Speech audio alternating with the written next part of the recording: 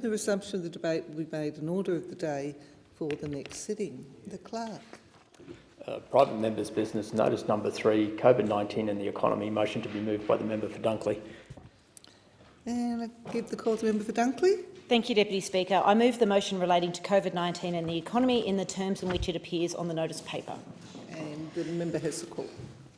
Economic prosperity, fairly shared, must play a central role in our national agenda. But in order for Australia and Australians to truly thrive, it should be embedded in a larger story of well-being, of people, of communities and of the places we live and love. My argument is that if we take the approach of national well-being and national economic growth being indivisible, if we measure and report on both at the same time, Australia can be a country that not only is excellent in a crisis, but also one that takes full advantage of prosperity in all of its dimensions. Right now, we have an opportunity, a once-in-a-generation opportunity to, as economist Kate Raworth has put it, change the goal. Previous generations have done it.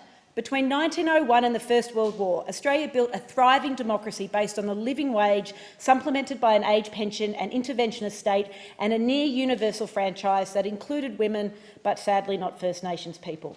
After World War II, Australian governments committed to full employment, mass migration, a huge expansion of housing and later the broadening of tertiary education. From the 80s, sweeping reforms deregulated and opened the economy while expanding the social wage with Medicare, family support and superannuation, and better protected the environment. These times of profound national change all followed crises which impacted health, wealth and well-being. And in all instances, political leaders and leaders from civil society, business and unions addressed immediate challenges, but also took one step back to forge a simple, compelling narrative for reform that the population could rally behind and that would endure. And now, more than 40 years since the last period of major change, we can decide to view the health, social and economic damage wrought by COVID-19 as also providing the conditions for reimagining and renewing the country we love.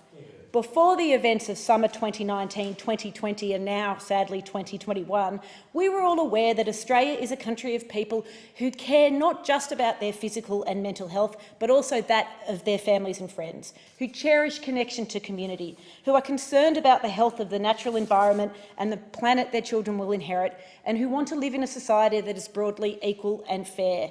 But COVID-19 and devastating bushfires demonstrated to all of us how fragile what we value the most really is. So right now we have an opportunity to decide how as a nation we can secure what we value. We can judge not only the economic sense of our recovery from the global pandemic, we can also decide to set our collective trajectory towards a future where prosperity is harnessed to deliver a uniquely Australian concept of national well-being. And we can decide to measure our success not just by how swiftly the economy rebounds, but also by whether our country is meeting identified measures of what we value as necessary for a good society. Measuring well-being is neither a new nor a radical suggestion. Simon Kuznets devised his measure of national income after the Great Depression, and he noted that the welfare of a nation can scarcely be inferred from a measurement of national income. Infamously, the American Senator Kennedy described GDP as measuring everything except that which we hold dear. And once Australia led the world in this area, the ABS was the first national statistical organisation to measure well-being. In 2004, the Australian Treasury developed a well-being framework, sadly discarded by this government. And in 2013, the Australian National Sustainability Council produced measures of sustainable well-being, work also discontinued by this government. And we now have a Treasurer who has mocked the suggestion of wellbeing budget, which ignores both the history of GDP development and modern international trends.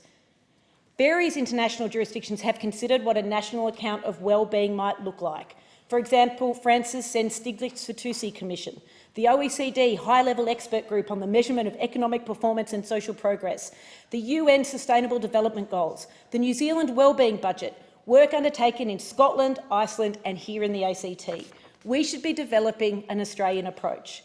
I suggest that the quadruple bottom line approach to measuring national wellbeing, economy, society, environment and democracy could provide the foundations. And the specific line items under each of those measures could reflect a modern Australian description of what is required for or what constitutes a good society. And we know we have plenty to build on with our pioneering work in the past and the strength within our communities and institutions. We can emerge from this current crisis with national policy settings which ensure that we grow not only wealthy, but also wise and well, working towards the future we want together.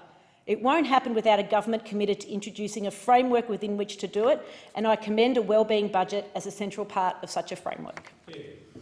I thank the member. Is the motion seconded? I'll second the motion and reserve my right I to thank speak. the member for Bruce.